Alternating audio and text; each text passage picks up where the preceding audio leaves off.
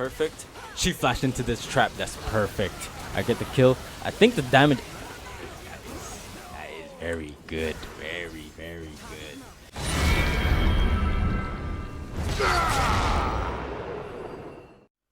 YouTube, welcome back. I have a video for today. But before I get into it, we do need to talk about the end of Split 1 very quickly. And that is... I am about 6 games of perfect gameplay and no bad teams. Maybe what? 3 hours of gameplay? To get to Master Tier. That is diabolically ludicrous to imagine because it's not possible. You have to avoid bad teams for 6 games in a row. 6 games is a very small sample size in solo queue perspective. Very small in terms of like being lucky that some players are not on your team. The thing is, the less games you play, the more RNG it looks. But the more games you play, the more skill-based it is. So I look at these numbers, I look at all the possibilities, and I'm like, this is stupid if we're going to try and pull this off. We're still going to try, don't get me wrong, but the prediction is very simple. I'm going to run into bad games and we're going to demote. However, that does sound like bad news, but it's okay because the good news is I've already figured out contingency plans and I've figured out 2 playstyles for next split that will function for me and, you know, add in some consistency and we'll get to Master Tier anyway next split. And just to give you a bit of a flashback, this is literally what happened last season. Last season. At the end of Split 1, I almost got to Master Tier. Then in Split 2, I got to Master Tier anyway. This is deja vu pretty much what's happening. But regardless, my message here is the split is ending. And the likelihood of getting to the goal isn't really realistic. However, we're still going to try. But don't get your hopes up too much. But hey, we never know what's going to happen if you play the lottery. So other than that, thank you for listening to me. And let's get into today's banger of a video. Let's go. Technically, this match wasn't even meant to take place because my team actually wanted to they wanted to dodge, but I convinced them no. And now this game kind of is on me to win because I convinced everyone to stay. This is LP that we could still win. So there is a little bit of pressure on my side, but this is solo queue. You need to get comfortable with that pressure. I have this new little setup which I call the contingency plan. I won't explain everything because this requires a separate video of an explanation. We're going to mainly focus on the gameplay because that's what's important, and especially the decision making. So without further ado, let's dissect some Darius gameplay. We're up against Shen. Hopefully I can get first blood off of it. Level 3 is a good spike. Okay, never mind. They get first blood. But so he taunts in, pushes back. I pull him back in. Start auto attacking. He makes the dodge. I'm losing quite a lot of HP, but you did flash into my Q. And I knew you was going to do that, so I walked up so that you ended up flashing into it anyway. You flash into it, but not in the right way. Anyways, we have a good... I did start Ruby Crystal, which means I'm recalling and getting a longsword and a winged moon plate. Not bad. I like this ward I have here because it prevents a gank. I do get knocked up, but Shen is way too far to manage to get the taunt in.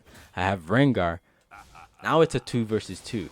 2v2s are very favorable for me because they have Shen, which is one champion that doesn't do damage. Bel'Veth doesn't do damage, so when it's a 2v2 scenario, we're the ones that have the advantage and we should win.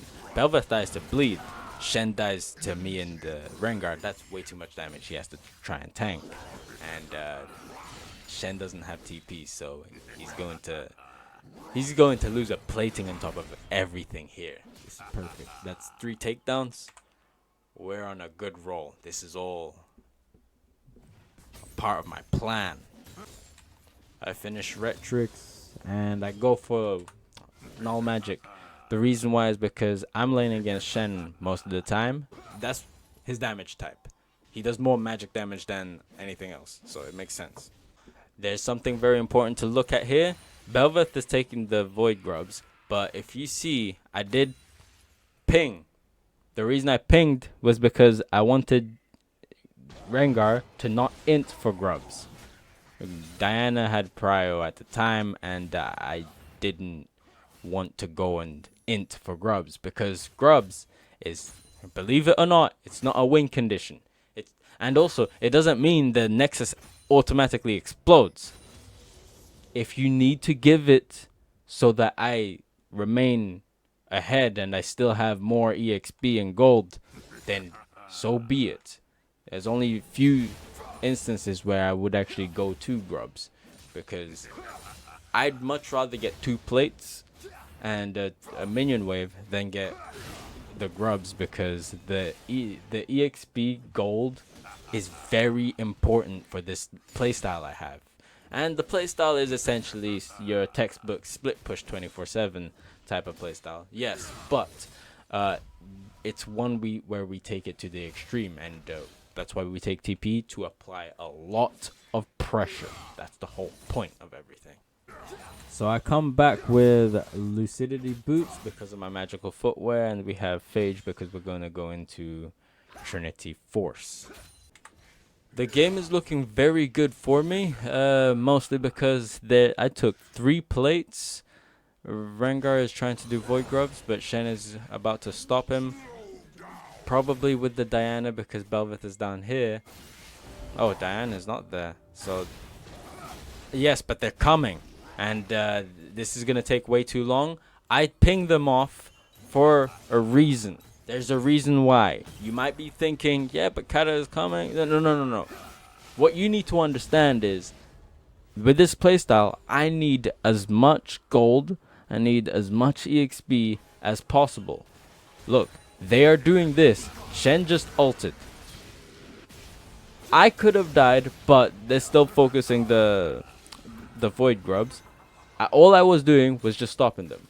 I could have died, but I had ghosts, so I was willing to sacrifice ghosts in order to like disrupt them a little bit. The only reason I even went there was because Shen already came back to top lane. I can't push any further, which it's a trade. That's something you have to remember. It's a trade. Now, it might look in that we gave 2 grubs away, but this is part of my plan. I did that because I didn't want to int for grubs. You can't die for grubs, especially with a game where it's as close as this. It's 5-7 and they have 2 dragons. It's a lot closer than you think. Shen TP'd on the other side of the map to get a shutdown on the Caitlyn. I take charge from this and I take the tower, and I'm looking for more golden DXP. I need to get Trinity Force as soon as possible. What's important about this playstyle is gold acceleration and DXP siphoning. You need to get everything as soon as possible, especially with the way their team is. I think Kaisa with the Diana, the Bel'Veth, the team fight is not going to look good for me. See what happened there. I TP'd to this ward right here, and I came in for a flank. The reason they didn't really do much about the flank is because this was right after Shen did a whole TP play over here. So when I went to top lane and he showed up, I recalled, TP'd, because that's something they wouldn't expect.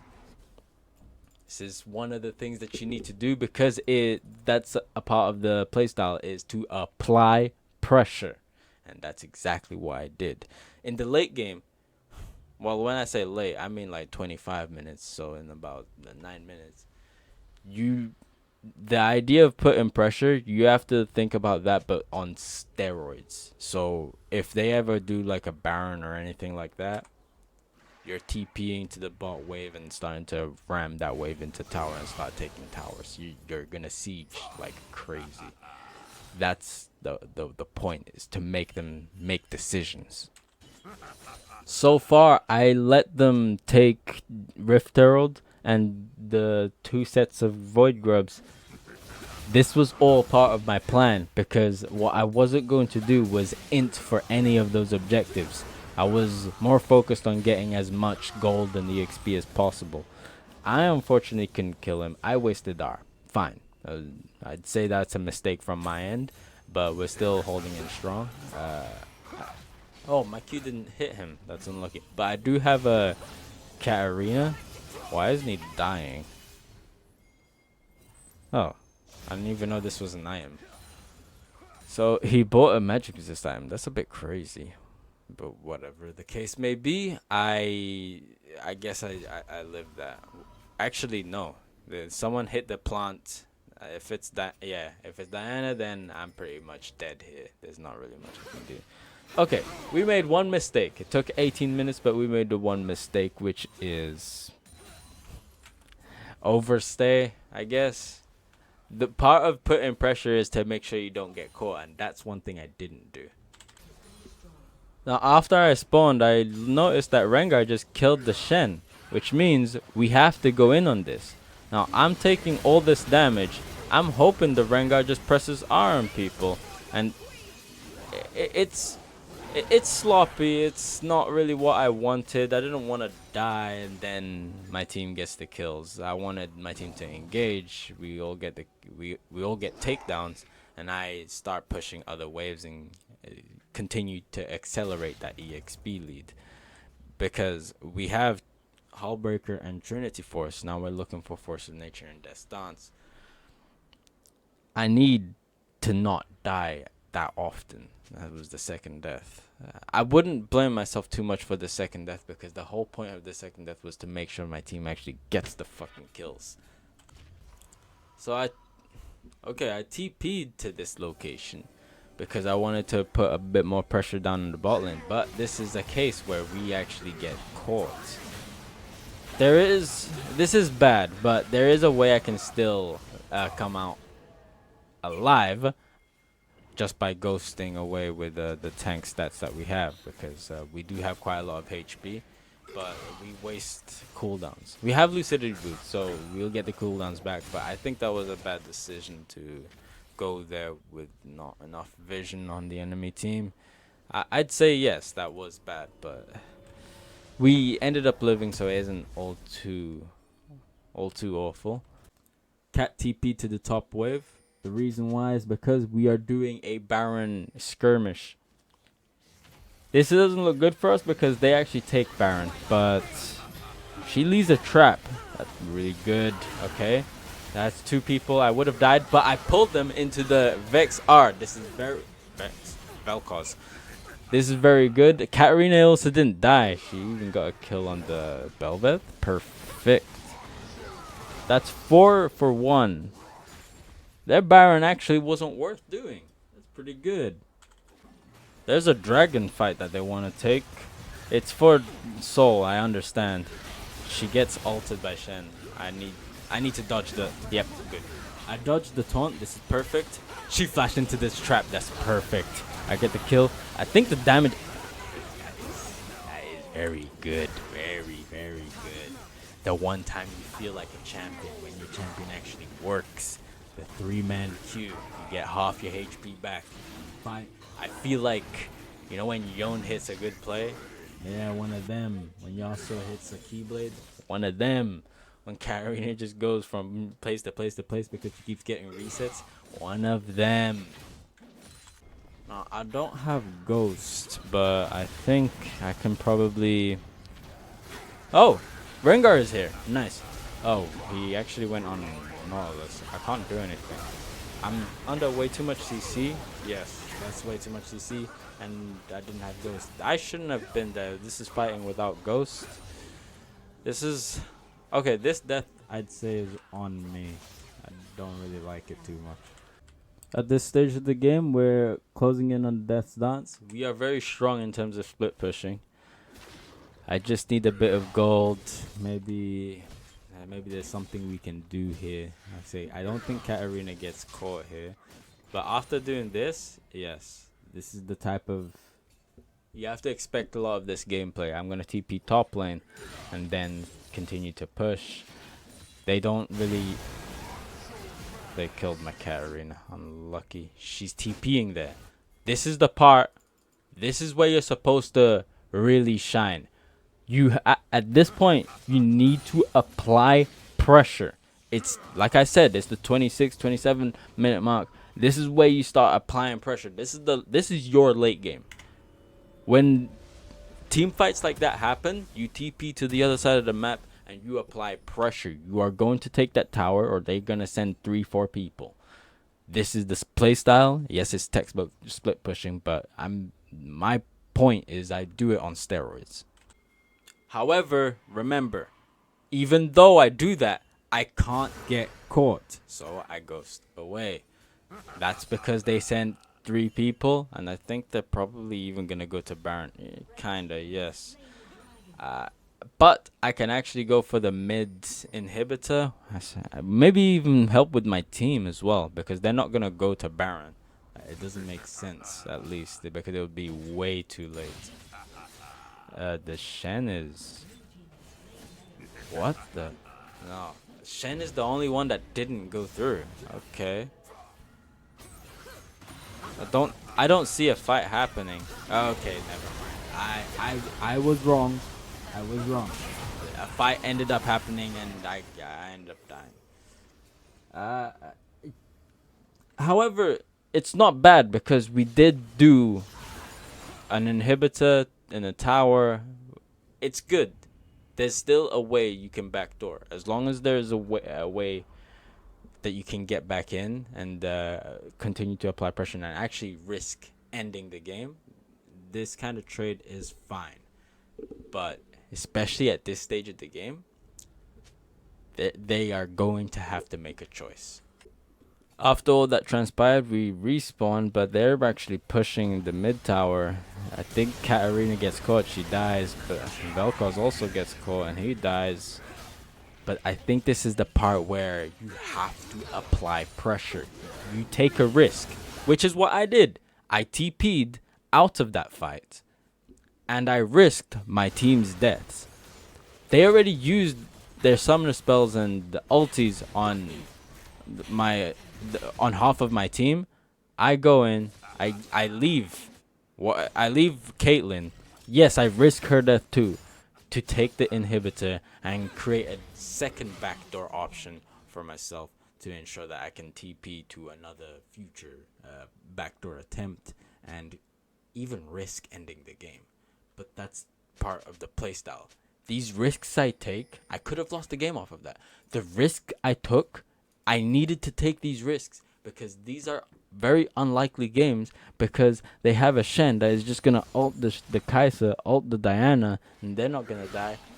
Team fights are looking very dead for me. So I take these risks because I need to find different ways of victory, and that's exactly what I'm looking for. 33 minutes. High stakes right now. And now I'm thinking I can put some pressure here. Now I need to try and not get caught. But if I do get caught, I have my team up in the top lane momentarily that is pushing the lane. I just need to survive as long as possible. I'm trying, and they end up killing. However, if you paid attention, I did what I was meant to do, which is apply a lot of pressure. And remember that they used 3 ults, if I'm not mistaken. 1 or 3 ults. No, 2 or 3 ults. And an ignite from Nautilus. That's something they can't use in this little, whatever this is supposed to be, little team fight. Now, my star player at the moment, because I'm dead, is now Caitlyn. Shen can't do anything. Shen can't do anything. I'm pretty sure he ulted for the Nautilus, and that didn't even work for him. Katarina is getting kills, and we have Velko's. Okay, you might think, okay, he died and they got a triple kill, so he ends up winning. However, this was my doing. The reason you're this far into the base is because of me. I brought them here. This victory was on me. You wanted to dodge this game, by the way. If it wasn't for me, if I didn't convince you, we would not be here. We wouldn't win the game. So you can thank me for the LP. A banger of a match for sure, because there was so many sacrifices needed to be taken. I sacrificed 3 dragons. I sacrificed a baron. I sacrificed Rift Herald, 6 void grubs. I left all of them, all for the reasoning of me having as much golden EXP as possible so that I can apply as much pressure as possible. And as you can see, that pressure actually paid off, because they felt the pressure, and in the 33rd minute, they sent 4 people to me whilst my team ended up pushing top lane.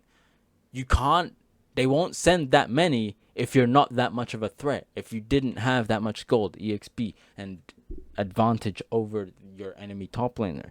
So I did my job. I completed my purpose right there in that match. That death was 100% worth. Now there was some deaths that wasn't worth. For example, dying without ghost. Okay, fine, whatever. However, some of the deaths, especially when it was for my team to actually end up getting some kills, that was worth it. And also, I took risks. I took many risks. There was a team fight happening, and I just TP'd out of that team fight so that I could go and get the inhibitor tower. They already used their spells to try and kill Caitlyn, trying to kill Katarina and Vel'Koz and Rengar. What are they gonna do with Caitlyn now?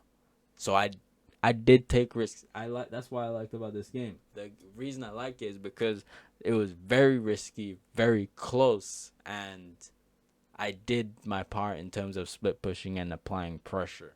So, thank you for watching this banger of a video.